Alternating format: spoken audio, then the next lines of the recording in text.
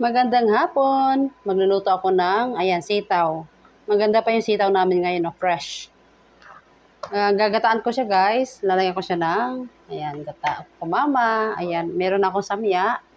Tapos, magluluto din ako ng chicken. Ayan, hihiwain ko pa to, guys, kasi ang lalaki pa. Lalaking hiwa. Ayan. At saka, beef steak. Ang laki niya, guys. Oh, ang taba. Ayan, titimplahan ko na lang to, guys. Diyan muna kayo. Hiwain lang natin, guys, tong sitaw ng ganito kaliit. Ayan. Ganyan lang kaliit. Ayan, guys, nahugasan ko na din. Ayan, lutuin na natin. Igisa muna natin, guys, tong sibuyas, bawang at giniling. Ayan, lagyan natin, guys, tong gulay.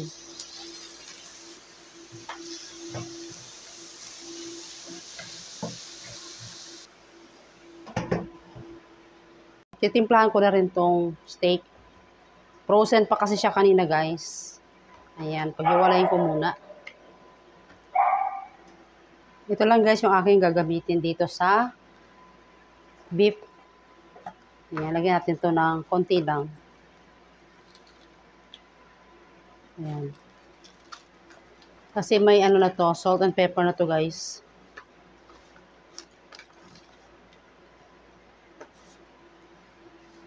Ayan, tapos na. Ito namang isa. Ganun natin. Magkabila to. Ayan. Pati yung ganito lagyan natin para may lasa.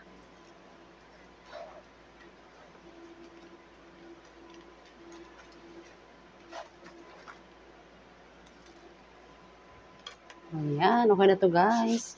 Nalagay ko na lang to sa ref muna. At mamaya ko na lulutuin. Ayan, balikan muna natin, guys, tong sitaw. Ayan, medyo half cook na siya. Pwede ko na lagyan ng gata. Ayan, lagyan natin ng kokomama gata. Ayan, hintayin natin to, guys, kumulo. Ayan, hilaan natin apoy. Hindi ko na to, guys, tatakpan. Lagyan natin ng Knorr chicken cubes, 1/4 lang. Ayan, ang bango. Ayan, chicken Knorr cubes yung nilagay ko kasi gusto ko yung lasa ng chicken dito sa ginataan.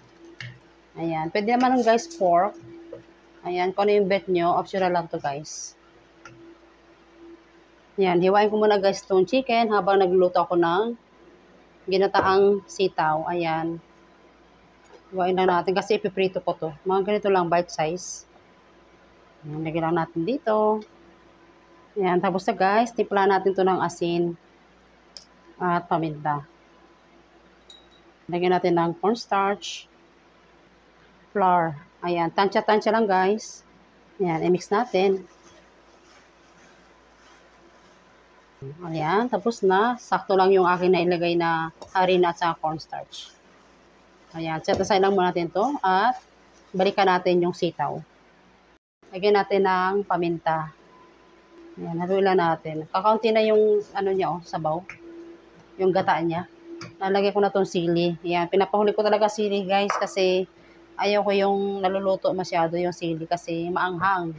Ayan, gusto ko lang may kaunting ano, spicy. Ayan, lutuin lang natin to ng sandali at okay na to. Luto na tong sitaw. Ayan, guys, luto na tong ano, sitaw. Pwede na natin tong tanggalin. Ayan, sakto lang yung sauce niya. Saka tinikman ko na rin, masarap. Ayan, prito na natin, guys, tong chicken. Ayan, nagpainit ako dito ng mantika. Prito na natin, guys. And gagawa naman ako, guys, ng sauce para sa chicken. Ito ay ketchup. Mga 2 kutsara lang, guys. Tapos lagyan natin ng oyster sauce. Mga 1 kutsara lang. Ayan, soy sauce. Mga 1 kutsara lang din, guys. Ayan, rice wine vinegar. Ayan, nilagyan ko na siya, guys. 2 kutsarang asukal. Ayan, fry muna natin to, guys. At ito ay i-double fry ko pa mamaya.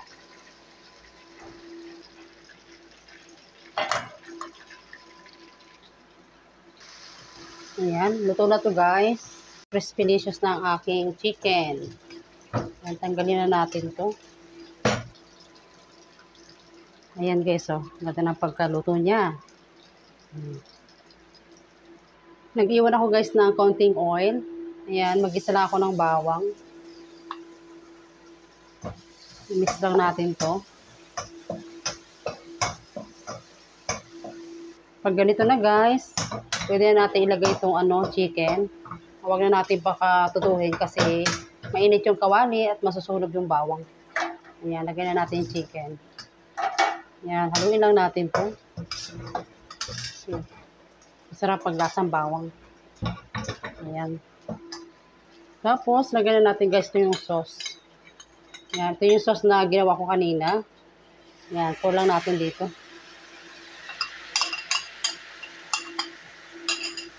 Ayan, then mix natin. Mas madali kapag ginaganito guys. Para nami-mix niya ng maayos. So, ayan. Garnish natin ng spring onion or onion leeks. Ayan.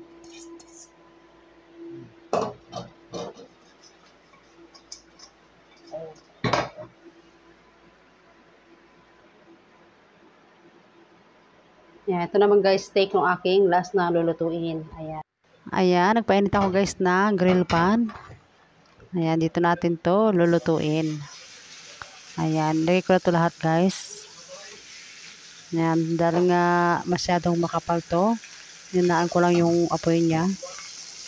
Ayan, medyo luto na yung kabilang side. At balik pa rin naman natin. Ayan.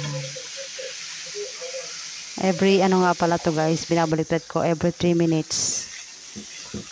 And then, yung kabilang side naman. Para maluto lahat. Ayan, hintayin na natin to guys maluto. At yung kabilang side naman. Ayan, ganyan lang guys. Salt and pepper lang to guys. Ayan, luto na guys tong steak at hiwain na natin. At ito na guys ang aking mga naluto. Thanks for watching.